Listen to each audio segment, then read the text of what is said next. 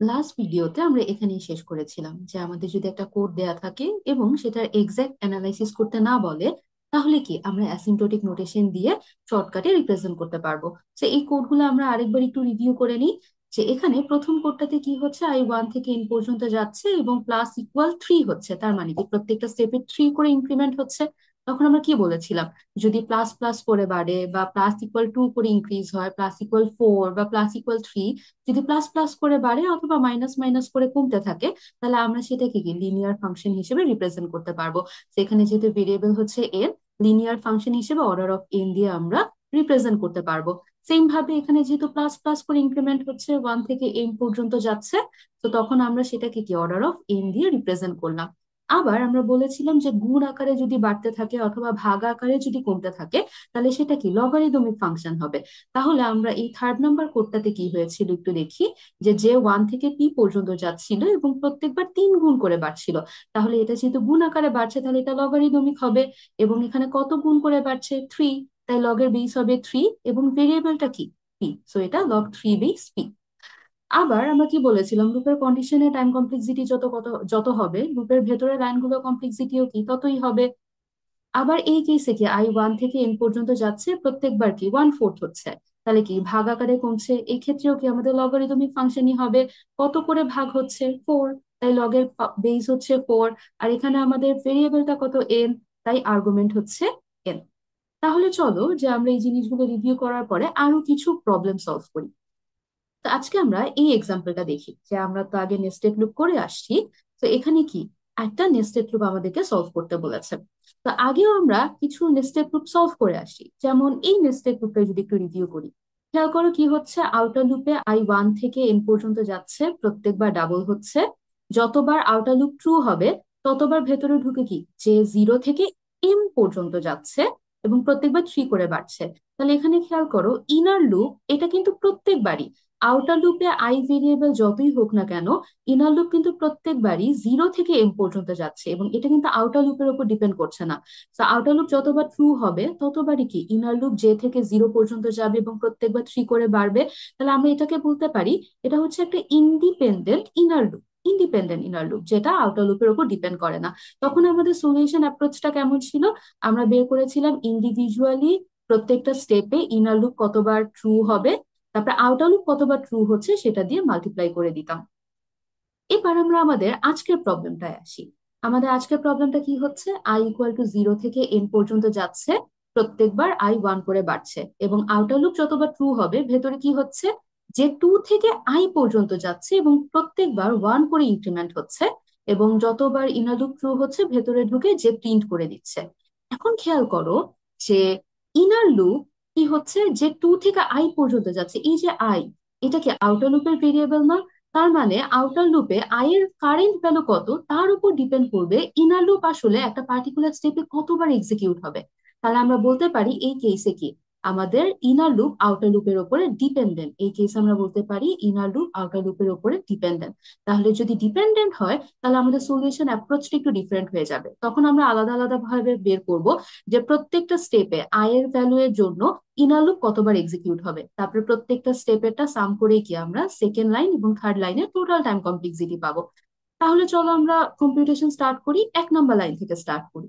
আচ্ছা, এখানে কোডটায় দেখো, এই কোডের ওর্স কেস এবং বেস্ট কেস অ্যানালাইসিস করতে বলেছে। এই কোডে কি কোনো কন্ডিশনাল স্টেটমেন্ট আছে? এই কোডে কি কোনো কন্ডিশনাল স্টেটমেন্ট আছে? না, কোনো ইফ এলস নাই। তাহলে আমরা কি বলতে পারি বলতো, যে এটার বেস কেস এবং ওর্স কেস দুইটাই সেম। এবং আমরা আরো দেখে নিলাম যে আমাদের এই ইনার লুপ হচ্ছে ডিপেন্ডেন্ট, আউটার লুপের উপর ডিপেন্ড করছে, তাই আমাদের কি সলিউশন অ্যাপ্রোচটাও ডিফারেন্ট হয়ে যাবে। তাহলে চলো এটা সলভ করার জন্য আমরা একটা টেবিল করব, তার আগে আমরা লাইন বাই লাইন সলভ করি। 1 নম্বর লাইনে কি হচ্ছে বলো তো, আউটার লুপ সেটা 0 থেকে এন পর্যন্ত যাচ্ছে এবং প্রত্যেকবার 1 1 করে ইনক্রিমেন্ট হচ্ছে। তাহলে যদি 0 থেকে এন পর্যন্ত যায়, তাহলে লাইন 1 এর জন্য যদি আমরা বের করি কি হচ্ছে, 0 থেকে এন পর্যন্ত যাচ্ছে, কি হচ্ছে 0 থেকে এন পর্যন্ত ট্রু হচ্ছে, রাইট? তাহলে 0 থেকে এন পর্যন্ত ট্রু হচ্ছে এবং প্রত্যেকবার 1 1 করে বাড়ছে। তাহলে কি আমরা শর্টকাটে বের করে ফেলতে পারি না যে লাইন 1 কতবার এক্সিকিউট হবে? তাহলে এটা কিভাবে বের করে, ফর্মুলা দিয়ে, আপার limit minus lower limit plus 1। সেটা কত, এন প্লাস 1। তার মানে কি আমার outer loop N plus 1 Times কি ট্রু হবে। আর যতবার ট্রু হবে তার থেকে একটা এক্সট্রা কি ফলস কন্ডিশন চেকিং হবে। তাহলে লাইন ওয়ানের টাইম কমপ্লেক্সিটি কত হবে, n+2, কারণ n+1 টাইমস এটা ট্রু হবে, আর একটা এক্সট্রা ফলস কন্ডিশন চেকিং এর জন্য লাইন ওয়ানের টাইম কমপ্লেক্সিটি n+2। এবার আমরা বের করব যে লাইন টু এর টাইম কমপ্লেক্সিটি কি।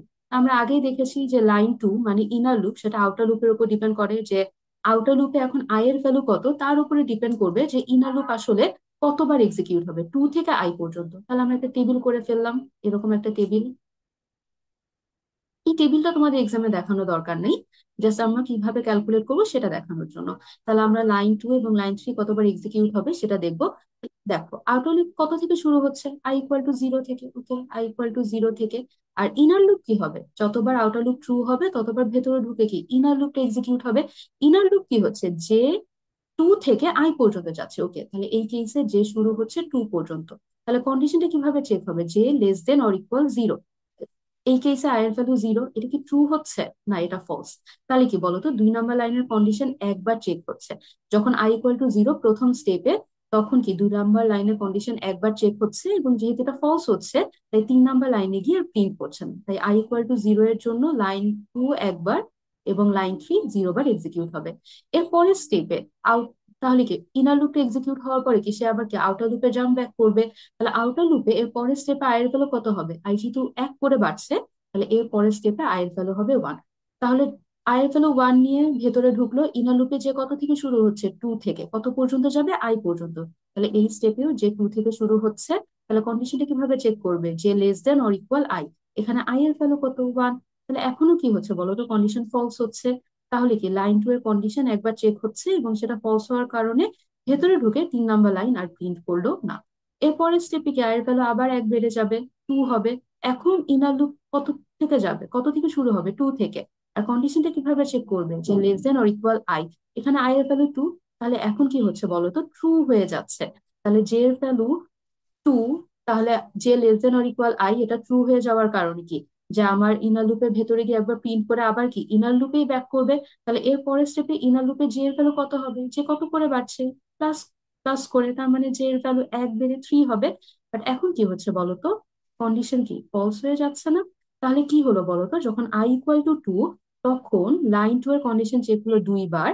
আর একবার যেহেতু ট্রু হয়েছে, সেই একবার ভেতরে ঢুকে কি প্রিন্ট করে আসবে। বা আমরা এভাবেও চিন্তা করতে পারি, তাই না, যে কন্ডিশন যতবার চেক হবে তার থেকে একবার কম ট্রু হয়ে ভেতরে প্রিন্ট করে দিয়ে আসবে। এরপরে স্টেপে i=3। তাহলে যে কত থেকে শুরু হবে, যে দেখো ইনালুপে কিন্তু সবসময় টু থেকেই শুরু হচ্ছে। তাহলে যে টু থেকে শুরু হচ্ছে বা কন্ডিশন হচ্ছে যে i আই। এখানে আই এর ভ্যালু হচ্ছে 3। এবার এটা ট্রু হচ্ছে। যে ট্রু হলে আবার আমরা ইনার লুপে ব্যাক করব এই স্টেপে। পরের স্টেপে ইনার লুপে জে এর ভ্যালু হবে 3, এখনো কন্ডিশন ট্রু হচ্ছে। তারপরে স্টেপে জে এর ভ্যালু 1 ইনক্রিমেন্ট হয়ে যাবে 4। বাট এখন কি হচ্ছে বলতো, ফলস হয়ে যাচ্ছে। তাহলে যখন i=3, তাহলে আমার যে এর কন্ডিশন চেক হচ্ছে কতবার, 3 বার। আর ট্রু হচ্ছে কয়বার, 2 বার। যতবার ট্রু হবে ততবারই কি ভেতরে ঢুকে প্রিন্ট করে দিয়ে আসবে। তাহলে এখানে 2 বার ট্রু হচ্ছে। তাহলে আমার লাইন থ্রি এক্সিকিউট হবে 2 বার, কখন, যখন i=3। তাহলে আমাদেরকে আর সিমুলেট করা দরকার আছে, আর স্টেপ দেখা দরকার আছে, আমরা কি কোনো কমন প্যাটার্ন ফাইন্ড করতে পেরেছি। আমরা যদি একটু অবজার্ভ করি, দেখো যে শুরু থেকেই যে একটা প্যাটার্ন ফর্মুলেট হবে এমন নাও বলতে পারি। বাট যেখান থেকে শুরু হবে আমরা সেখান থেকে কন্ডিশন করবো, কন্ডিশন চেক করবো। দেখো i=1 থেকে একটা সুন্দর প্যাটার্ন ফলো করছে না, যে যখন i=1 বা আউটার লুপে আই এর ভ্যালু 1, তখন লাইনটা এক্সিকিউট হচ্ছে একবার। যখন আউটার লুপে i=2, তখন লাইনটা এক্সিকিউট হচ্ছে 2 বার, মানে ইনার লুপ 2 বার এক্সিকিউট হচ্ছে। যখন আউটার লুপে i=3, তখন ইনার লুপ এক্সিকিউট হচ্ছে 3 বার। তাহলে এখন প্রশ্ন হচ্ছে লাস্ট স্টেপে আই এর ভ্যালু কত হবে, এই যে লাস্ট স্টেপে আয়ের ভ্যালু কত হচ্ছে, এন। এন পর্যন্ত ট্রু হচ্ছে, তাই না, ইকুয়াল। তাহলে লাস্ট স্টেপে আয়ের ভ্যালু হবে এন। তাহলে আমরা কি দেখেছি, যখন i=1 লাইন টু এক্সিকিউট হয় একবার, যখন i=2 লাইন টু এক্সিকিউট হচ্ছে 2 বার। তার মানে কি আউটার লুপে আয়ের ভ্যালু যত, এই কেসে লাইন টু, এই যে লাইন টু এর কন্ডিশন কতবার চেক হচ্ছে, ঠিক ততবার। তাহলে লাস্ট স্টেপে আয়ের ভ্যালু যদি এন হয়, তাহলে লাইন টু কতবার এক্সিকিউট হবে, n টাইমস। আর কি, আর লাইন থ্রি কতবার হবে, তার থেকে একবার কম না। এই যে দেখো, যখন i=1 লাইন টু এক্সিকিউট হয়েছে একবার, আর লাইন থ্রি কি তার থেকে একবার কম। আবার লাইন টু 2 বার এক্সিকিউট হলে তার থেকে একবার কম, কারণ কি একটা এক্সট্রা ফলস কন্ডিশন চেকিং হয়। এই জন্য প্রত্যেক স্টেপে কি কন্ডিশন যতবার চেক হবে, ভেতরের স্টেটমেন্ট কি তার থেকে একবার কম ট্রু হবে। তাহলে এই কেসে আমার লাইন 3 এক্সিকিউট হবে n-1। তাহলে আমরা আলাদা আলাদা ভাবে বের করে নিয়ে আসলাম যে আউটার লুপে আই এর ভ্যালুর উপর ডিপেন্ড করে ইনার লুপ কতবার এক্সিকিউট হবে। এখন লাইন 2 তাহলে টোটাল কতবার এক্সিকিউট হবে, এই সবগুলোকে সাম করে দিলেই কি আমি পাবো না যে লাইন 2 আসলে টোটাল কতবার এক্সিকিউট হবে। তাহলে চলো লাইন 2 এর জন্য টোটাল কতবার এক্সিকিউট হবে সেটা বের করি। তাহলে i = 0 এর জন্য 1, i = 2 এর জন্য 1, তারপর 1 এর জন্য 1, তারপর i = 2 এর জন্য 2, i = 3 এর জন্য 3, আপ টু n, কারণ লাস্ট স্টেপে i এর ভ্যালু হবে n। এখন একটা জিনিস দেখো, যে আমরা যদি এখন এই সিরিজটা সাম বের করতে চাই, আমরা এতটুকুর ফর্মুলা কি জানি, যেটা কি 1 থেকে n পর্যন্ত ন্যাচারাল নাম্বারের সাম না? সেটা আমরা কিভাবে রিপ্রেজেন্ট করতে পারি, যে n × n+1 ডিভাইডেড বাই। তাহলে আমরা এটাকে যদি ফার্দার ক্যালকুলেট করি তাহলে আমরা এরকম কিছু একটা জিনিস পাবো। তাহলে আমরা কি বের করলাম বলতো, যে আমাদের লাইন 2 টোটাল কতবার এক্সিকিউট হবে। তাহলে এখানে লিখে দিয়ে আসি যে লাইন 2 আসলে টোটাল কতবার এক্সিকিউট হলো। তাহলে সেম ভাবে লাইন 3 কতবার এক্সিকিউট হবে আমরা সেটা বের করি।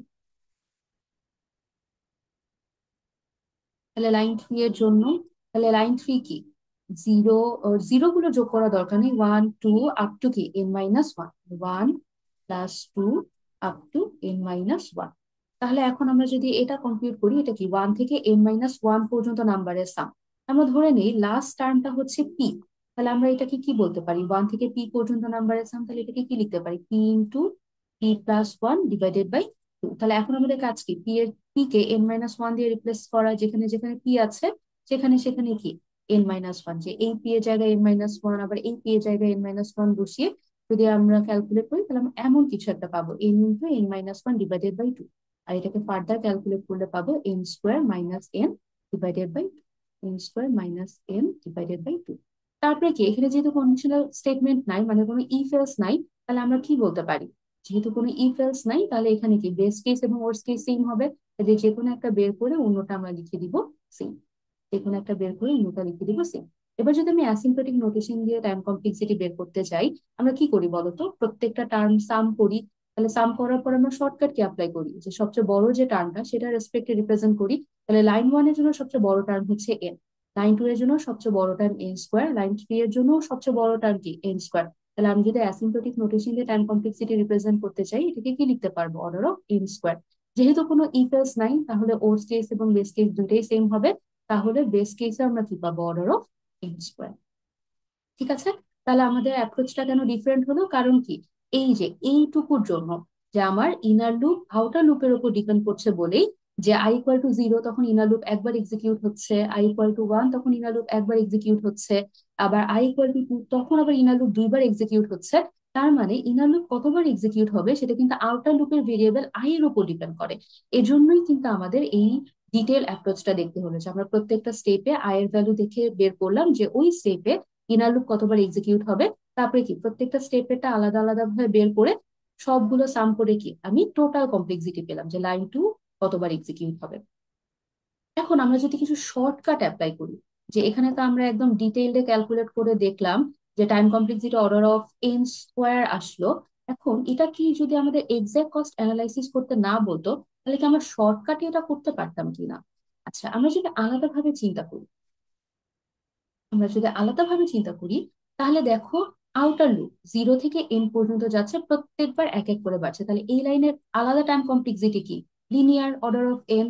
আবার ইনার লুপের ইন্ডিভিজুয়াল টাইম কমপ্লেক্সিটি কত বলতো, এটা প্লাস প্লাস করে বাড়ছে, কিন্তু এটা তো আউটার লুপের আই ভেরিয়েবলের উপর ডিপেন্ড করে, আউটার লুপের অ্যাকচুয়াল ভেরিয়েবল কি n। তাহলে আমি যদি আলাদাভাবে চিন্তা করি, লাইন 2 এর টাইম কমপ্লেক্সিটিকে যদি আমি ইন্ডিভিজুয়ালি চিন্তা করি, তাহলে এটাকেও আমি কি অর্ডার অফ n হিসেবে চিন্তা করতে পারি।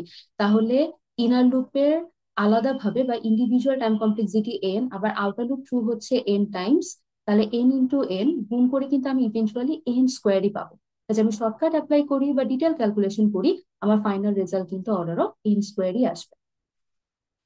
এবার আমরা সেকেন্ড এক্সাম্পলটাতে আসি, সেম ভাবে, যে আগের প্রবলেমটা এবং এই প্রবলেমটা অলমোস্ট সেম। শুধু এখানে কি হচ্ছে, যে যে 2 থেকে i² পর্যন্ত যাচ্ছে, কি যে 2 থেকে i² পর্যন্ত যাচ্ছে, আগেরটা ছিল i পর্যন্ত, এবার এটা হচ্ছে i² পর্যন্ত। তাহলে এখানেও দেখো যে আমার ইনার লুপ কি আউটার লুপের উপর ডিপেন্ড করছে না, এই যে যে i² তার মানে কি আউটার লুপের ভেরিয়েবলের উপর ডিপেন্ড করছে, তাহলে এটা কি ডিপেন্ডেন্ট। তাহলে এই কেসে কি আমাদের সলিউশন অ্যাপ্রোচ এই যে আগেটা যেভাবে সলভ করলাম তেমন ভাবেই হবে। তাহলে সেম ভাবে এখন শুরু করি যে এখানে আই কত থেকে স্টার্ট হচ্ছে, আই ইকুয়াল টু জিরো থেকে স্টার্ট হচ্ছে। আর তাহলে আই ইকুয়াল টু জিরো থেকে স্টার্ট হলো, ইনার লুপে ঢুকলো, ইনার লুপে যে শুরু হচ্ছে টু থেকে, তাহলে j equal to two. Condition কিভাবে চেক করবে, যে less than or equal i square, এখানে আই এর ভ্যালু জিরো, তাহলে আই স্কোয়ার কি, জিরো স্কোয়ার মানে কি জিরোই হবে, তাহলে এটা ফলস হচ্ছে। তাহলে যখন আই ইকুয়াল টু জিরো তখন লাইনটা একবার এক্সিকিউট হচ্ছে, এবং এটা যেহেতু ফলস হচ্ছে তাই ভেতরে ঢুকে কি লাইন থ্রিতে আর প্রিন্ট করছে। আবার সেম ভাবে পরের স্টেপে কি আই ওয়ান বেড়ে ওয়ান হয়ে গেল, কিন্তু ইনার লুপে যে কি টু থেকে আই স্কোয়ার পর্যন্ত যাবে, আই স্কোয়ার মানে কি ওয়ান স্কোয়ার, আর ওয়ান স্কোয়ার মানে হচ্ছে ওয়ান, এই কেসও কি ফলস হচ্ছে। তাহলে যখন আই ইকুয়াল টু ওয়ান তখন লাইন টু এর এই কন্ডিশন একবার চেক হচ্ছে, কিন্তু সেটা ফলস হওয়ার কারণে কি ভেতরে গিয়ে আর লাইন থ্রিতে প্রিন্ট করছে না। এরপরের স্টেপে আই এর ভ্যালু কত হচ্ছে, টু। তাহলে এবার যখন ইনার লুপে যাবে যে কত, টু থেকে স্টার্ট হচ্ছে, কিন্তু যে কত পর্যন্ত যাবে আই স্কোয়ার, আর এই স্টেপে আই এর ভ্যালু কত, টু, তার মানে কত পর্যন্ত যাবে, ফোর পর্যন্ত, আই স্কোয়ার মানে টু স্কোয়ার মানে ফোর পর্যন্ত, তাহলে ট্রু হচ্ছে। তাহলে ট্রু হলে কি আবার আমি ইনার লুপে ব্যাক করবো, ইনার লুপে আবার কি ওয়ান করে বাড়লো, তাহলে পরের স্টেপে হবে থ্রি, তাহলে এখনো কন্ডিশন ট্রু হচ্ছে, তাহলে ভেতরে গিয়ে প্রিন্ট করে দিয়ে আসবে। এরপরের স্টেপে যে এর ভ্যালু হবে ফোর, ওয়ান করে বেড়ে, এখনো কি আমার কন্ডিশন ট্রু হচ্ছে। এর পরের স্টেপে যে ভ্যালু হবে ফাইভ, তাহলে এখন কি বলতো আমার কন্ডিশন কি, ফোর, ফলস হচ্ছে। তাহলে যখন আই ইকুয়াল টু টু তখন আমার ইনার লুপে কন্ডিশন চেক হচ্ছে কতবার, চারবার, আর ট্রু হচ্ছে কতবার, তিনবার। আমরা বলতে পারি একবার কম তো ট্রু হবে, তাই না, কারণ একটা এক্সট্রা ফলস কন্ডিশন চেক হয়, তাহলে তার জন্য কি একবার কম ভেতরের লাইনগুলো এক্সিকিউট হবে। আচ্ছা, এরপরে আমাদের I equal to three, I equal to three এর জন্য তাহলে যে কত থেকে যাবে বলতো, আই ইকুয়াল টু টু এর জন্য কত থেকে শুরু হয়েছিল, এই যে টু থেকে আই স্কোয়ার পর্যন্ত। তাহলে যখন আই ইকুয়াল টু টু তার মানে আই স্কোয়ার ফোর, তাহলে যে কি টু, থ্রি, ফোর পর্যন্ত ট্রু হয়েছিল, তারপরে একটা এক্সট্রা ফলস কন্ডিশন চেক হয়েছে। তাহলে এখানে আই যদি থ্রি হয়, আই স্কোয়ার কত, নাইন, তাহলে যে কত থেকে স্টার্ট হচ্ছে, টু থেকে এক এক করে বেড়ে আই স্কোয়ার মানে নাইন পর্যন্ত যাচ্ছে, তাহলে two, three, four, up to nine পর্যন্ত কি হবে বলতো, ট্রু হবে, রাইট। এই যে যেমন এখানে জে ইকুয়াল টু ফোর পর্যন্ত ট্রু হচ্ছিল, তাহলে নাইন পর্যন্ত ট্রু হবে, আর যখন জে ইকুয়াল টু টেন হবে তখন কি কন্ডিশন ফলস হয়ে যাবে। তাহলে এখন আই ইকুয়াল টু থ্রি এর জন্য ইনার লুপ কতবার এক্সিকিউট হচ্ছে, আমাদের রেঞ্জটা কি, লাইন টু কি টু থেকে টেন পর্যন্ত যাচ্ছে। আগের বার যখন আই ইকুয়াল টু টু ছিল, আই স্কোয়ার ফোর, তাহলে টু থেকে ফাইভ পর্যন্ত গেছিল। এবার আই ইকুয়াল টু থ্রি তার মানে আই স্কোয়ার নাইন, তাহলে ইনার লুপে যে কি টু থেকে আই স্কোয়ার মানে নাইন পর্যন্ত যাবে, নাইন পর্যন্ত ট্রু হবে, আর একটা এক্সট্রা টু, যখন I equal J equal two ten হবে তখন কি ফলস কন্ডিশন চেকিং হবে। তাহলে টু থেকে টেন পর্যন্ত টোটাল কতবার আছে, ten minus two plus one, তার মানে কি নাইন, তার মানে লাইন টু এক্সিকিউট হবে নাইন টাইমস। আর লাইন থ্রি কি তার থেকে একবার কম, কারণ কি একটা এক্সট্রা ফলস কন্ডিশন চেকিং হয়, তাহলে একটা এক্সট্রা ফলস কন্ডিশন চেকিং এর জন্য একবার কম ভেতরে ট্রু হয়ে এক্সিকিউট হবে। তাহলে এখন কি আমাদের আর সিমুলেট করা দরকার আছে, আমরা কি কোনো প্যাটার্ন ফর্মুলেট করতে পারছি, চলো তো আমরা একটু দেখি। যে যখন আচ্ছা আই ইকুয়াল টু ওয়ান তখন লাইন টু কতবার এক্সিকিউট হচ্ছে, ওয়ান মানে ওয়ান স্কোয়ার। যখন আই ইকুয়াল টু টু তখন লাইন টু কি ফোর মানে কি টু স্কোয়ার। যখন আই ইকুয়াল টু থ্রি তখন লাইন টু কি থ্রি স্কোয়ার টাইমস এক্সিকিউট হচ্ছে। তাহলে এখন যদি আমরা বলি যে লাস্ট স্টেপে আই এর ভ্যালু কত হবে, এই যে লাস্ট স্টেপে আই এর ভ্যালু কত হচ্ছে, এন, তাহলে লাস্ট স্টেপে যদি আই এর ভ্যালু এন হয় তাহলে লাইন টু কতবার এক্সিকিউট হবে ওই স্টেপে, এন স্কোয়ার টাইমস। আর ভেতরে কন্ডিশন কতবার চেক হবে, তার থেকে একবার কম মানে এন স্কোয়ার মাইনাস ওয়ান। তাহলে কি আমরা আলাদা আলাদা ভাবে প্রত্যেকটা স্টেপে লাইন টু এবং লাইন থ্রি কতবার এক্সিকিউট হবে সেটা বের করলাম। এখন কি আমরা সবগুলো সাম করে কি টোটালটা পাবো, তাহলে লাইন টু এর জন্য আমরা কি করতে হবে, এই যে আলাদা আলাদা প্রত্যেকটা স্টেপে কতবার লাইন টু এক্সিকিউট হচ্ছে সেটা আমরা বের করলাম। তখন এই সবগুলোকে সাম করে কি আমি টোটাল পাবো যে লাইন টু আসলে কতবার এক্সিকিউট হবে, লাইন টু। তাহলে আই ইকুয়াল টু জিরো এর জন্য one, I equal to one এর জন্য ওয়ান স্কোয়ার, টু এর জন্য টু স্কোয়ার, থ্রি এর জন্য থ্রি স্কোয়ার, এবং এন পর্যন্ত যাবে, তাহলে এন এর জন্য হচ্ছে এন স্কোয়ার। তাহলে এখানে কি আমরা একটা ফর্মুলা লিখতে পাই, এটা কি one square plus two square, তাহলে স্কোয়ারের সাম, এটার ফর্মুলা কি তোমাদের কি মনে আছে, n into n plus one into twice n plus one divided by six. আচ্ছা তাহলে আমরা চলো ভ্যালু গুলো বসাতে থাকি। লাইন ওয়ান কি আগের বারের মতোই, তাই না, n plus two times execute হবে। তাহলে লাইন ওয়ান আগের বারের মতোই n+2 টাইমস এক্সিকিউট হবে। আর লাইন টু বের করলাম। এটা তোমরা চাইলে আরো ক্যালকুলেট করতে পারো, বাট আমি এখানেই রেখে দিলাম কারণ এখান থেকে মোটামুটি আমার যা ডিসিশন মেক করার আমি করতে পারবো। তাই আর ক্যালকুলেট না করে এখানেই রেখে দিলাম। এবার আমরা বের করব লাইন থ্রি আসলে কতবার এক্সিকিউট হবে। লাইন থ্রি, লাইন থ্রি এর জন্য আমরা যদি একটা জিনিস খেয়াল করি, যে লাইন থ্রি এর জন্য আমাদের লাইনটা কেমন বলতো, ওই ওই স্টেপে লাইন টু যতবার এক্সিকিউট হবে তার থেকে একবার কম। তাহলে আমরা জিরো কে কি লিখতে পারি, 1² - 1। থ্রি কে কি লিখতে পারি, 2² - 1। এইট কে কি লিখতে পারি, 3² - 1। কারণ 3² টাইম লাইন টু এর কন্ডিশন চেক হবে, তার থেকে একবার কম কি ট্রু হবে। তাহলে লাইন থ্রি এর জন্য আমরা কিভাবে লিখতে পারি, 1² - 1 প্লাস 2² - 1, প্রত্যেকটা লাইন সাম করে দিই আপ টু n²-1। এখন আমি যেটা করি, যে স্কোয়ার যুক্ত টার্ম গুলোকে আমি একসাথে নিয়ে আসি, স্কোয়ার যুক্ত টার্ম গুলোকে আমি একসাথে নিয়ে আসি। এবার আমার প্রশ্ন হচ্ছে, এখানে কি -1 হচ্ছে না প্রত্যেকটা স্টেপে? এখন প্রশ্ন হচ্ছে প্রত্যেকটা টার্মে -1 হচ্ছে, তাহলে টোটাল কতগুলো -1? খেয়াল করো আমার টার্ম কি 1, 2, 3 এরকম করে বাড়ছে না এবং এন পর্যন্ত যাচ্ছে। তাহলে টোটাল কিন্তু এন সংখ্যক টার্ম আছে। তাহলে এন সংখ্যক টার্মে প্রত্যেকটাতে যদি -1 করে হয় তাহলে কয়টা -1? এনটা -1, তাহলে আমি ডিরেক্ট -n লিখে দিলাম। এবার কি এতটুকুকে আমরা ফর্মুলা অ্যাপ্লাই করতে পারি, n × n+1 into twice n+1 / 6, আর এখানে -n। আমি আর ক্যালকুলেট না করে এখানেই রেখে দিচ্ছি n × n+1 into twice n+1 / 6 minus. তাহলে কি আমরা আলাদা আলাদা ভাবে প্রত্যেকটা লাইনে টাইম কমপ্লেক্সিটি বের করলাম। এখন আমাদের কাজ কি হবে, যে টোটালটাকে অ্যাসিম্পটোটিক নোটেশন দিয়ে রিপ্রেজেন্ট করা। টোটালটাকে আমি এখন অ্যাসিম্পটোটিক নোটেশন দিয়ে রিপ্রেজেন্ট করতে চাচ্ছি। তাহলে আমরা কি করি বলতো, যে প্রত্যেকটা টার্মের মধ্যে যেটা ম্যাক্সিমাম টার্ম সেটা দিয়ে রিপ্রেজেন্ট করি। তাহলে প্রথম লাইনটা এন, এখানে ম্যাক্সিমাম টার্ম। থার্ড লাইনে দেখো এখানে গুণ অবস্থাতে আছে, তাহলে কয়টা ইন গুণ অবস্থাতে আছে, তিনটা এন। তাহলে এখান থেকে কত পাবো, n³। আবার এখানেও কয়টা ইন গুণ অবস্থাতে আছে, তিনটা এন। তাহলে এখান থেকেও পাবে n³। তাহলে সবচেয়ে বড় টার্ম কত, n³। তারপর আমরা কি দেখলাম, এই কোডে কি কোনো ইফ এলস আছে? যদি ইফ এলস না থাকে তাহলে কি ওর্স কেস আর বেস কেস সেম হবে। যে কোনো একটা বের করে আমরা অন্যটা কি সেম লিখে দিব, যে কোনো একটা বের করে অন্যটা আমরা সেম লিখে দিলাম। তাহলে কি বেস কেসেও টাইম কমপ্লেক্সিটি হবে অর্ডার অফ n³। এখন যদি আমি শর্টকাট অ্যাপ্লাই করতে চাই, তাহলেও কি আমি n³ পেতাম? তাহলে আলাদাভাবে চলো আবার চিন্তা করি, যেহেতু আউটার লুপ 0 থেকে n পর্যন্ত যাচ্ছে, প্রত্যেকবার প্লাস প্লাস হচ্ছে, তাহলে আমরা এটাকে কি রিপ্রেজেন্ট করতে পারি, অর্ডার অফ n।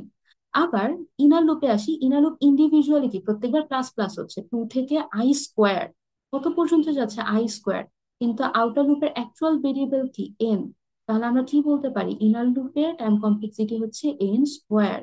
তাহলে কি ইনার লুপের individual time complexity order of n², আর আউটার লুপ ট্রু হচ্ছে n টাইমস, কাজে এটাকে যদি আমি n দ্বারা মাল্টিপ্লাই করি আমি কিন্তু ইভেন্চুয়ালি n³ পাচ্ছি। তো শর্টকাট অ্যাপ্লাই করলেও কি আমরা অ্যাসিম্পটোটিক নোটেশন দিয়ে n³ পাবো। Okay, এবার আমরা আরেকটা প্রবলেম সলভ করি। আগে আমরা প্রশ্নটা ভালোভাবে দেখে নিই, তারপরে আমরা এই প্রবলেমটা সলভ করব। কি বলেছে, find the best and worst case of the following code and provide best case and worst case example. আচ্ছা, এই প্রশ্নে কি কোনো এক্সাক্ট কস্ট অ্যানালাইসিস এর কথা বলা আছে? না, কোনো এক্সাক্ট কস্ট অ্যানালাইসিস এর কথা কিন্তু বলা নাই। তাহলে কি আমাদের প্রত্যেকটা লাইন ডিটেইলে কতবার এক্সিকিউট হবে সেটা বের করার কোনো দরকার নাই, আমরা অ্যাসিম্পটোটিক নোটেশন দিয়ে রিপ্রেজেন্ট করতে পারবো। তাহলে চলো আগে আমরা ফাংশনটা একটু দেখে নিই। কি হচ্ছে, একটা ফাংশন, ফাংশনে এ এবং বি দুইটা প্যারামিটার পাঠানো হচ্ছে। এক নাম্বার লাইনে এম দিয়ে a.len, বি নাম্বার লাইনে এ ইকুয়াল টু b.len, তারপর s = 0 এবং i = 1। তারপর একটা while লুপ চলছে, i <= m। তারপরে কি লুপের ভেতরে ঢুকে কি একটা s ভেরিয়েবলের ভ্যালু কম্পিউট করছে, প্রত্যেকবার s এর সাথে a i তম এলিমেন্টকে সাম করছে, তারপর i এর ভ্যালু কি 1 করে বাড়ছে। তারপরে এখানে while লুপ এন্ড হয়ে গেল, এখানে while লুপ শেষ। এরপরে কি আরেকটা ফর লুপ স্টার্ট হলো। ফর লুপ কি, যে = 1 থেকে n পর্যন্ত যাচ্ছে, প্রত্যেকবার কি বি যেতম এলিমেন্টের একটা কন্ডিশন চেক করছে, এটা ট্রু হলে এস এর ভ্যালু রিটার্ন করবে। আদারওয়াইজ কি এস এর ভ্যালু, এস এর সাথে কি করছে, বি যেতম এলিমেন্টকে সাম করে দিচ্ছে। খেয়াল করে 11 নম্বর লাইন কিন্তু ইফ এর বাইরে। তারপর 12 নম্বর লাইনে আমার ফর লুপটা শেষ হয়ে গেল, 13 নম্বর লাইনে রিটার্ন করছে। তাহলে এই কোডটা পড়ে কি আমরা বুঝতে পেরেছি, এই যে যে ফাংশন বা এই প্রোগ্রামের যে প্যারামিটার এ এবং বি, এরা কি আসলে অ্যারে না? এ এবং বি কি আসলে অ্যারে? আচ্ছা, তাহলে চলো এখানে কি আমরা চলো আলাদা আলাদা ভাবে টাইম কমপ্লেক্সিটি অ্যানালাইসিস করতে থাকি। প্রথমে বেস্ট কেসের জন্য আসি। প্রথমে আমরা বেস কেসের জন্য আসি। 1 নম্বর লাইনে এ ডট লেন, এটা কি একটা সিঙ্গেল স্টেটমেন্ট, আর সিঙ্গেল স্টেটমেন্টের টাইম কমপ্লেক্সিটি কি কনস্ট্যান্ট, তাহলে সেটাকে লিখতে পারে অর্ডার অফ 1। আবার 2 নম্বর লাইন, এটাও কি বি ডট লেন, মানে বিআর এর লেন কম্পিউট করার জন্য একটা ভেরিয়েবলকে কল করা হয়েছে, তাহলে এটাও কি কনস্ট্যান্ট সিঙ্গেল স্টেটমেন্ট, তাহলে টাইম কমপ্লেক্সিটি অর্ডার অফ 1। 3 নম্বর লাইনে S equal to 0 I equal to 1, দুইটা কি ইনিশিয়ালাইজেশন না, তাহলে এখানে এগুলো কি এক একটা সিঙ্গেল স্টেটমেন্ট হিসেবে চিন্তা করতে পারি, যা টাইম কমপ্লেক্সিটি হচ্ছে কনস্ট্যান্ট। দুইটা লাইন হোক বা 100টা লাইন হোক, কনস্ট্যান্ট হলে টাইম কমপ্লেক্সিটি কি অর্ডার অফ 1।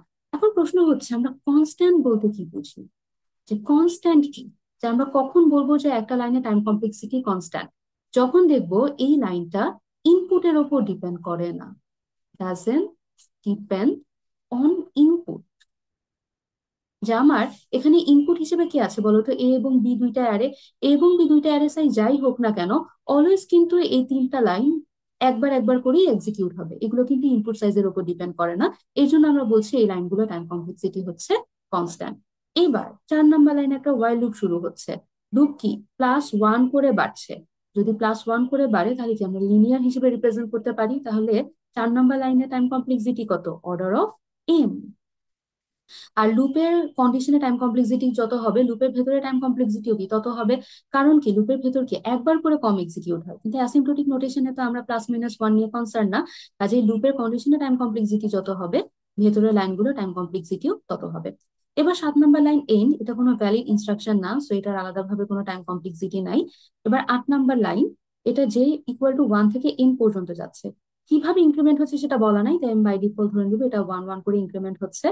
তাহলে কি ফর লুপে, আচ্ছা খেয়াল করো, যে ইকুয়াল টু 1 এন পর্যন্ত যাচ্ছে, বি যে লেস দেন 0, মানে যেতম এলিমেন্ট, বি অ্যারের যেতম এলিমেন্ট যদি লেস দেন 0 হয়, তাহলে রিটার্ন করবে। তোমাদের কি মনে আছে রিটার্ন করলে কোথায় রিটার্ন করবে? ওকে যে ফাংশন থেকে কল করা হয়েছে সেখান থেকে রিটার্ন করবে, ওকে যদি মেইন থেকে কল করা হয় তাহলে কি সে মেইনে রিটার্ন করবে। তাহলে আমরা কি করেছিলাম মনে আছে, যে বেস কেসে আমরা দেখবো কত তাড়াতাড়ি রিটার্ন করতে পারে। তাহলে বেস কেসে কি হতে পারে, প্রথমবার 8 নম্বর লাইনের ফর লুপের কন্ডিশন চেক করে ভেতরে ঢুকলো, তারপরে 9 নম্বর লাইনের ইফ এর কন্ডিশন চেক করলো, প্রথমবারই যদি ইফ ট্রু হয়ে যায় তাহলে কি প্রথমবারই রিটার্ন করবে না, তাহলে এখান থেকে রিটার্ন করলে কি যেখানে কল করা হয়েছে সেখানে ব্যাক করবে, তাহলে নিচের লাইনগুলোকে আর কখনো এক্সিকিউট হবে না। তাহলে বেস কেসে কি 8 নম্বর লাইনে একবার কন্ডিশন চেক করে ভেতরে ঢুকবে, তাহলে কনস্ট্যান্ট। 9 নম্বর লাইনে একবার ইফ এর কন্ডিশন চেক করবে, কনস্ট্যান্ট। 10 নম্বর লাইনে কি প্রথমবারই ইফ এর কন্ডিশন ট্রু হয়ে প্রথমবারই রিটার্ন স্টেটমেন্ট এক্সিকিউট হয়ে রিটার্ন করলো। তাহলে কি রিটার্ন করা মানে কি ফাংশন থেকেই রিটার্ন করে চলে গেছে, তাহলে নিচের জিনিস কি, নিচে আর যত লাইনের কোডই থাকুক সেগুলো কি আর এক্সিকিউট হবে? তাহলে বেস্ট কেসে 11 নম্বর লাইনে টাইম কমপ্লেক্সিটি কত, 0। 12 নম্বর লাইন কোনো ভ্যালিড ইনস্ট্রাকশন না, সো এটা আলাদা কোনো টাইম কমপ্লেক্সিটি নাই। আর কি বলেছি, যে যদি বেস কেসে এখানেই রিটার্ন করে তাহলে নিচের কোনো কিছুই তার এক্সিকিউট হবে না, তাহলে বেস কেসে 13 নম্বর লাইনে টাইম কমপ্লেক্সিটিও হচ্ছে 0। এবার আমরা ওর্স কেসে আসি। তাহলে বেস কেস এবং ওর্স কেসের ডিটারমাইন করবে কে, ওই যে কন্ডিশনাল স্টেটমেন্টটা। দেখো 6 নম্বর লাইন পর্যন্ত কি কোনো কন্ডিশনাল ইফ এলস আছে? তাহলে আমরা কি বলতে পারি, যে 6 নম্বর লাইন পর্যন্ত বেস কেস এবং ওর্স কেসের টাইম কমপ্লেক্সিটি সেম, তাহলে আমরা 6 নম্বর লাইন পর্যন্ত ওর্স কেসেও সেম জিনিসটা রিপিট করি। কারণ কি 6 নম্বর লাইন পর্যন্ত কোনো ইফ এলস নাই, কাজে এখানে কি আলাদাভাবে কোনো বেস বা ওর্স কেস নাই। এবার আমরা আসি 8 নম্বর লাইনে। তোমাদের মনে আছে আমরা কি ওর্স কেসে রিটার্ন করতে দিব না? রিটার্ন করা মানে কি এখানে কোডগুলো এক্সিকিউট না করেই বাকি বাকি যে স্টেপস গুলো সেগুলো এক্সিকিউট না করেই কি এখান থেকে রিটার্ন করবে। তাহলে কি আমরা বলেছিলাম কি আমরা ওর্স কেসে রিটার্ন করতে দিব না, তাহলে ওর্স কেসে কি ফর লুপ প্রত্যেকবার চলবে, তাহলে i ইকুয়াল টু 1 পর্যন্ত চললে ওর্স কেসে কমপ্লেক্সিটি কত হবে, অর্ডার অফ এন। তাহলে যতবার লুপের ভেতরে ঢুকবে ততবার কি ইফ এর কন্ডিশন চেক করবে। কিন্তু আমরা কি বলেছি ওর্স কেসে আমরা রিটার্ন করতে দিব না, তাহলে ওর্স কেসে রিটার্ন কতবার এক্সিকিউট হবে, 0 টাইমস। তারপরে কি এই 11 নম্বর লাইন তো ইফ এর বাইরে, তাহলে ইফ এর বাইরে কিন্তু ফর লুপের ভেতরে, তাহলে লুপ যতবার চলবে ততবারই কি 11 নম্বর লাইন এক্সিকিউট হবে। লুপ চলছে কতবার, অর্ডার অফ এন, তাহলে 11 নম্বর লাইনে এক্সিকিউট হবে অর্ডার অফ এন টাইমস। তারপর 12 নম্বর লাইন, এটা কোনো ভ্যালিড ইনস্ট্রাকশন না, তাই এটার কোনো আলাদা টাইম কমপ্লেক্সিটি নাই। তারপর 13 নম্বর লাইনে কি করছে, রিটার্ন করছে। 12 নম্বর লাইনে কি অলরেডি আমরা ফর লুপ থেকে বের হয়ে গেছি, এখন 13 নম্বর লাইনে কি করছে, ফাংশন থেকে কিছু একটা ভ্যালু রিটার্ন করছে, তাহলে এটাকে একটা সিঙ্গেল স্টেটমেন্ট, তাহলে এটা টাইম কমপ্লেক্সিটি হচ্ছে অর্ডার অফ 1, কনস্ট্যান্ট, একবারই এক্সিকিউট হবে। তাহলে আমরা আলাদা আলাদা ভাবে বেস্ট কেস এবং ওর্স কেসে টোটাল টাইম কমপ্লেক্সিটি আলাদা প্রত্যেকটা লাইনে টাইম কমপ্লেক্সিটি বের করলাম। এবার আমরা টোটালটা দেখি। তাহলে আমরা যদি বেস কেসের জন্য আসি, সবচেয়ে বড় টার্ম কোনটা বলো তো? অর্ডার অফ এম না? মানে এখানে দুইটাই টার্ম আছে, এম এবং ওয়ান। এর মধ্যে বড় টার্ম হচ্ছে এম, তাহলে আমরা রিপ্রেজেন্ট করতে পারি অর্ডার অফ এম। আর ওর্স কেসের জন্য আসি, যে ওর্স কেস আমরা যখন টাইম কমপ্লেক্সিটি দেখছি, তখন কি এখানে মাল্টিপল ভেরিয়েবল আছে না? এখানে এমও আছে, আবার কি এনও আছে। যদি মাল্টিপল ভেরিয়েবল থাকে তাহলে সেগুলো কি আমরা সাম করে দিব, যে মাল্টিপল ভেরিয়েবল গুলোর মধ্যে সবচেয়ে বড় টার্ম গুলোকে আলাদা আলাদা ভাবে বের করব, তারপর সেগুলোকে সাম করে দিব। তাহলে এম এর মধ্যে সবচেয়ে বড় টার্ম এমই, আবার অন্য ভেরিয়েবল এন এর মধ্যে সবচেয়ে বড় টার্ম এন। তাহলে আমরা আসলে কি করতাম বলতো? Time complexity, total time complexity বের করার ক্ষেত্রে কি প্রত্যেকটা লাইন সাম করে দিতাম না? তাহলে এই কেসে কি আমরা টাইম কমপ্লেক্সিটি পাবো এম প্লাস এন। তাহলে আমরা প্রথম লাইনের কাজটা করলাম, যে আমরা দুইটাকে, এই বেস কেস এবং ওর্স কেসের টাইম কমপ্লেক্সিটি বের করলাম। এখন সেকেন্ড পোর্শনটাতে আসি, যে প্রোভাইড প্রোভাইড বেস কেস এবং ওর্স কেস এক্সাম্পল। মানে আমাকে এমন কিছু একটা এক্সাম্পল দিতে হবে যার জন্য কি এই প্রোগ্রামের জন্য আমরা বেস কেস এবং ওর্স কেস পাবো। আলাদা আলাদা ভাবে দুইটা কেসের জন্য আমরা এক্সাম্পল দিব, এক্সাম্পলস। তাহলে আমরা সেকেন্ড পার্টে আসি, প্রথম পার্টটা শেষ, যে আমরা টাইম কমপ্লেক্সিটি অ্যানালাইসিস করেছি, এবার আমরা সেকেন্ড পার্টে আসি।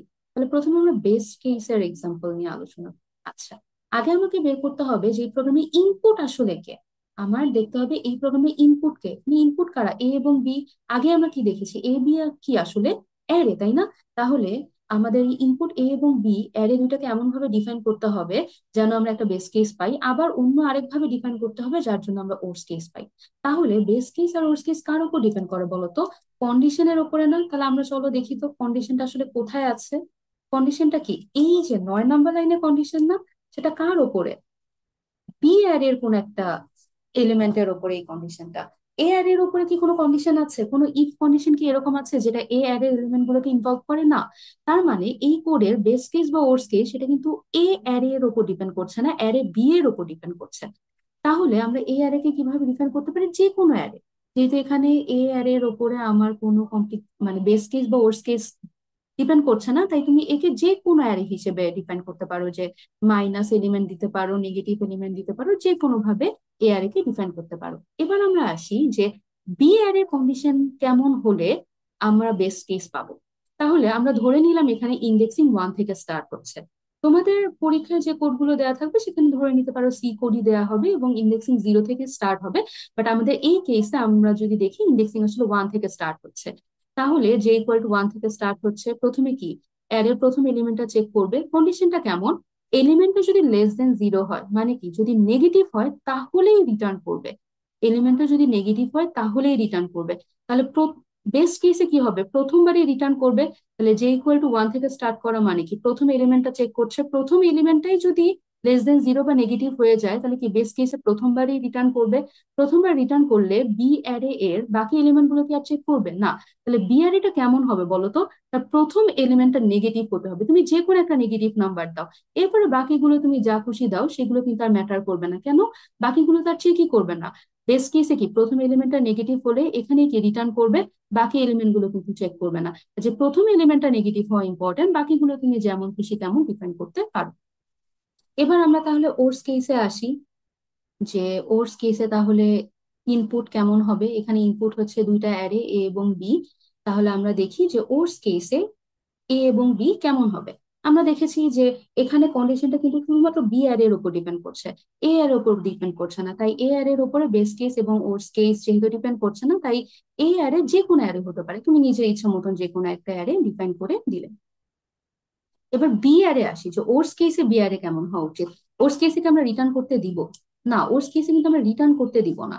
কিন্তু রিটার্ন কখন হচ্ছে বলতো? বি আর এর প্রত্যেকবার কি বি আর এর এলিমেন্ট গুলোকে এক এক করে স্ক্যান করছে, যে 1 থেকে স্টার্ট করে এন পর্যন্ত যাচ্ছে। বি আর এর প্রত্যেকটা এলিমেন্টকে চেক করছে, সেটা যদি লেস দেন 0 হয় তাহলেই রিটার্ন করছে। তাহলে নেগেটিভ হলেই রিটার্ন করছে, কিন্তু ওর্স কেসে কি আমি কখনো রিটার্ন করতে দিব? তাহলে ওর্স কেসে কি বি আর এর কোনো এলিমেন্ট নেগেটিভ হতে পারবে না। তাহলে ওর্স কেসে বিআরএটা কেমন হতে হবে? তুমি যে আরই ডিক্লেয়ার করো না কেন, সেটা কি হতে হবে? পজিটিভ হতে হবে। তুমি যে কোনো অ্যারেই ডিক্লেয়ার করো, যে কোনো এলিমেন্ট দিয়ে ডিক্লেয়ার করো, কিন্তু কি হতে হবে? প্রত্যেকটা এলিমেন্ট কি পজিটিভ হতে হবে। ঠিক আছে? তাহলে এখানে আমরা কি দেখলাম, যে বেস কেস এবং ওর্স কেসে এক্সাম্পল গুলো কেমন হবে, এটা কিন্তু শুধুমাত্র এই এক্সাম্পলটার জন্যই। তাহলে বাকিগুলো কি সেম ভাবে চিন্তা করে কি বের করা যাবে? ওকে, তাহলে আমরা এই প্রবলেমটাও সলভ করলাম। এবার আমরা নেক্সট প্রবলেমে আসি। আগে প্রশ্নটি একটু দেখে নিই যে what is the time complexity of the following code. এই কোডটা টাইম কমপ্লেক্সিটি আমাদেরকে বের করতে বলেছে। ঠিক আছে, তাহলে চলো আমরা স্টেপ বাই স্টেপ আগাই। তাহলে প্রথমে 1 নম্বর লাইন সি ইকুয়াল টু 0, এটা কোনো লুপের ভেতরে নাই, এটা কি নর্মাল ইনিশিয়ালাইজেশন, তাহলে একটা সিঙ্গেল স্টেটমেন্ট, তাহলে কয়বার এক্সিকিউট হবে? একবার। এবার খেয়াল করো যে একটা outer loop K equal to 0 থেকে 10 পর্যন্ত যাচ্ছে, প্রত্যেকবার কে এর ভ্যালু ডাবল হচ্ছে। তারপরে ভেতরে আরো দুইটা নেস্টেড লুপ আছে, i n/2 থেকে n পর্যন্ত যাচ্ছে, প্রত্যেকবার প্লাস প্লাস হচ্ছে। তারপরে আরো inner most loop J equal two 2 থেকে n পর্যন্ত যাচ্ছে, প্রত্যেকবার কি যে ডাবল করে বাড়ছে। তারপরে যতবার এই ইনার মোস্ট লুপ ট্রু হচ্ছে ততবার কি 5 নম্বর লাইনে গিয়ে কিছু একটা কম্পিউট করছে। আমরা যদি আলাদাভাবে বের করি যে 3 নম্বর লাইন, যে যেহেতু প্লাস প্লাস করে বাড়ছে, তাহলে আমার কি মনে আছে এটা কিভাবে বের করতে পারি? n/2 থেকে n পর্যন্ত যাচ্ছে, প্লাস প্লাস করে বাড়ছে, তাই আলাদাভাবে বলতে পারি এই লাইনে টাইম কমপ্লেক্সিটি হচ্ছে অর্ডার অফ n। আবার আমরা যদি ইনার মোস্ট লাইনে আসি, তাহলে 2 থেকে n পর্যন্ত যাচ্ছে, প্রত্যেকবার ডাবল হচ্ছে, যেহেতু গুণাকারে বাড়ছে, তাহলে আমরা কি বলতে পারি? ইন্ডিভিজুয়ালি 4 নম্বর লাইনে টাইম কমপ্লেক্সিটি হচ্ছে অর্ডার অফ লগ n।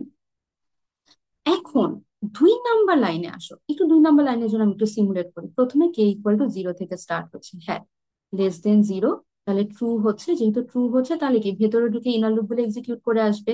এরপরে স্টেপে এই ভেতরের সবকিছু এক্সিকিউট করে আসবে, তারপরে কি আবার আমরা আউটার লুপে ব্যাক করব। আউটার লুপে এর পরের স্টেপে কি এর ভ্যালু কেমন হবে, কি হচ্ছে আগে ডাবল, তাহলে আগের স্টেপে কত ছিল? 0, তাহলে 0 এর ডাবল কত? 0ই। তাহলে এখনো কি কন্ডিশন ট্রু হচ্ছে? যদি কন্ডিশন ট্রু হয় আবার ভেতরে গিয়ে সবগুলো স্টেটমেন্ট, আবার স্টেটমেন্ট বা লুপ গুলো এক্সিকিউট করে আসবে। এর পরের স্টেপে আবার কি হবে বলো তো? আবার কি আউটার লুপে যখন ব্যাক করবো, কি এর ভ্যালু কিভাবে আপডেট হচ্ছে? আগের স্টেপে ডাবল, আগের স্টেপে কত ছিল? 0, তার ডাবল কত? 0। তাহলে এখনো কি ট্রু হচ্ছে? তাহলে কি আমরা বলতে পারি না যে এখানে আউটার লুপ সারা জীবনই ট্রু হতে থাকবে? তার মানে কি infinite time outer loop true হতেই থাকবে। ইনফাইনাইট টাইম যদি আউটার লুপ ট্রু হতে থাকে, তাহলে আউটার লুপ আসলে কতবার এক্সিকিউট হবে? Infinite time. তাহলে আউটার লুপ 2 নম্বর লাইনে outer loop infinite time execute হবে, কারণ কি এখানে কি এই যে condition k less than or 10, এটা কিন্তু কি সব সময় ট্রু হতে থাকবে এবং ইনফাইনাইট লুপের ভিতরে পড়ে যাবে। এখন যতবার আউটার লুপের কন্ডিশন ট্রু হবে ততবারই কি ভেতরে ঢুকে এই লাইনগুলোকে এক্সিকিউট করবে না। তাহলে 3 number line individually n times execute হয়, outer loop infinity time execute হয়, তাহলে n কে যদি আমি ইনফিনিটি দিয়ে মাল্টিপ্লাই করে আমি কি ইনফিনিটি পাবো না? তাহলে লাইন থ্রিও কি ইনফিনিটি টাইম এক্সিকিউট হবে। আবার এই যে আমরা 4 নম্বর লাইনের কথা বলি, লগ এন, এটা ইন্ডিভিজুয়ালি লগ এন টাইম, এটার আউটার মোস্ট, এটার আউটার লুপ হচ্ছে এন টাইমস এক্সিকিউট হবে। আবার আউটার মোস্ট লাইনটা কতবার এক্সিকিউট হচ্ছে? Infinity time. তাহলে কোনো কিছুকে ইনফিনিটি দিয়ে মাল্টিপ্লাই করলে কি আমি ইনফিনিটি পাবো? তাহলে কি 4 নম্বর লাইনে টাইম কমপ্লেক্সিটি ইনফিনিটি। আবার 4 নম্বর লাইন যতবার ট্রু হবে ততবার কি 5 নম্বর লাইন এক্সিকিউট হবে, তাহলে 5 নম্বর লাইনের টাইম কমপ্লেক্সিটিও কি ইনফিনিটি। তাহলে আমি কি বলতে পারি? আমার এই কোডের টাইম কমপ্লেক্সিটি হচ্ছে ইনফিনিটি। ঠিক আছে, এবার আমরা মনে করো কে এর ভ্যালু 1 থেকে শুরু না হয়ে কে 0 থেকে শুরু না হয়ে কে 1 থেকে স্টার্ট হলো। যে কে যদি 1 থেকে স্টার্ট হতো তাহলে আমার টাইম কমপ্লেক্সিটিটা কেমন হতো? ঠিক আছে, তো আমরা তো আগে এগুলো ইন্ডিভিজুয়ালি বের করে নিয়ে আসি, যে এটা যেহেতু প্লাস প্লাস করে বাড়ছে, এখানে কিন্তু কোনো অস্বাভাবিকতা নাই যে n/2 থেকে n পর্যন্ত। তোমরা যদি একটু সিমুলেট করে দেখো এটা অর্ডার অফ এই হবে। আবার এখানেও কি 2 থেকে n পর্যন্ত যাচ্ছে, প্রত্যেকবার ডাবল হচ্ছে, গুণ আকারে যেহেতু বাড়ছে, কাজেই লগারিদমিক। এখন তাহলে চলো আমরা দেখি সেম ভাবে 1 নম্বর লাইন, তাহলে এটা তো একবারই এক্সিকিউট হবে। এবার আমরা 2 নম্বর লাইনে আসি। তাহলে এখন কত থেকে শুরু হচ্ছে বলো তো? কে ইকুয়াল টু 1 থেকে, হ্যাঁ, তাহলে লেস দেন অর ইকুয়াল 10, এটা ট্রু হচ্ছে, তাহলে ভেতরে গিয়ে জিনিসগুলো এক্সিকিউট করে আসবে। এর পরের স্টেপে আউটার লুপ যখন ব্যাক করবে তখন কি তার ডাবল, আগের স্টেপে ডাবল মানে 2, হ্যাঁ এখনো কন্ডিশন ট্রু হচ্ছে, ভেতরে গিয়ে চেক করে আসবে। এর পরের স্টেপে তার ডাবল মানে 4, হ্যাঁ এখনো কে লেস দেন 10 হচ্ছে, তাহলে এখনো ট্রু হচ্ছে। এর পরের স্টেপে তার ডাবল মানে 8, এখনো ট্রু হচ্ছে, তাহলে ভেতরে গিয়ে নেস্টেড লুপ গুলো এক্সিকিউট করে আসবে। এর পরের স্টেপে কি হবে? 16, তাহলে লেস দেন 10 এখন কি ফলস হচ্ছে না, তাহলে কি ভেতরে গিয়ে আর এক্সিকিউট করবে না। তাহলে এই কেসে 2 নম্বর লাইন কয়বার এক্সিকিউট হচ্ছে? 1, 2, 3, 4, 5, 5 বার 2 নম্বর লাইন, 5 বার 5 টাইমস এক্সিকিউট হচ্ছে। তাহলে এটা কি ফিক্সড না? যে এটা কি ইনপুট সাইজ এন এর উপর ডিপেন্ড করছে? খেয়াল করে এখানে ইনপুট সাইজ এন যাই হোক না কেন, 2 নম্বর লাইন কিন্তু 5 বার এক্সিকিউট হচ্ছে, কারণ কি এই আউটার লুপের কন্ডিশন কিন্তু ফিক্স, 1 থেকে অলওয়েজ 10 পর্যন্তই যাবে। এটা কিন্তু কোনো ভেরিয়েবল বা ইনপুট সাইজ এন এর উপর ডিপেন্ড করছে না। ভেতরে এন এর ভ্যালু যাই হোক না কেন, আউটার লুপ বা 2 নাম্বার লাইনের কন্ডিশন কিন্তু সবসময় 4 বার 5 বারই চেক হবে। আর ট্রু হচ্ছে কয়বার? 4 বার। যে এই 1 বার, 2 বার, 3 বার, 4 বার ট্রু হচ্ছে। তাহলে 2 নাম্বার লাইন কি 5 বার এক্সিকিউট হবে? তাহলে সেটা কি কনস্ট্যান্ট না, অর্ডার অফ 1? এবার তাহলে 3 নাম্বার লাইন কি? 3 নাম্বার লাইনের আলাদাভাবে ইন্ডিভিজুয়াল টাইম কমপ্লেক্সিটি হচ্ছে এন। তাহলে আউটার লুপ ট্রু হচ্ছে 4 বার। একটা কনস্ট্যান্ট নাম্বার দিয়ে গুণ করলে ইভেন্চুয়ালি কিন্তু আমি কম অর্ডার অফ এনই পাবো। তারপরে আমরা যদি এর পরে লাইনে আসি, যে 4 নাম্বার লাইন, এটা individually log N Times execute হচ্ছে। এটার যে আউটার লুপ সেটা এন টাইমস এক্সিকিউট হচ্ছে। এবং আউটার মোস্ট লুপ কয়বার এক্সিকিউট হচ্ছে বা কয়বার ট্রু হচ্ছে? 4 বার। তাহলে 4 মানে কি একটা কনস্ট্যান্ট নাম্বার দিয়ে গুণ করবো, সেটাকে যদি আমি অ্যাসিম্পটোটিক নোটেশন দিয়ে রিপ্রেজেন্ট করি, তাহলে তো আমরা কি কনস্ট্যান্টে রাখবো না, তাহলে কত হয়ে যাবে? Order of N log N. এরপরে কি, যতবার 4 নাম্বার লাইনের কন্ডিশন ট্রু হবে ততবারই কি ভেতরে গিয়ে 5 নাম্বার লাইন এক্সিকিউট করবে না?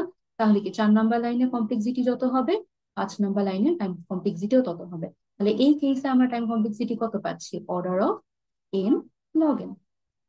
তাহলে প্রথম লাইনটা কি কনস্ট্যান্ট হয়ে গেল না কেন?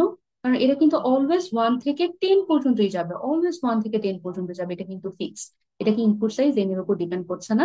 এই জন্য কি এটা কনস্ট্যান্ট হয়ে গেল। আর কনস্ট্যান্ট থেকে আমরা অর্ডার অফ 1 হিসেবে চিন্তা করবো। ওকে, তাহলে আমাদের আজকের ক্লাস এই পর্যন্তই।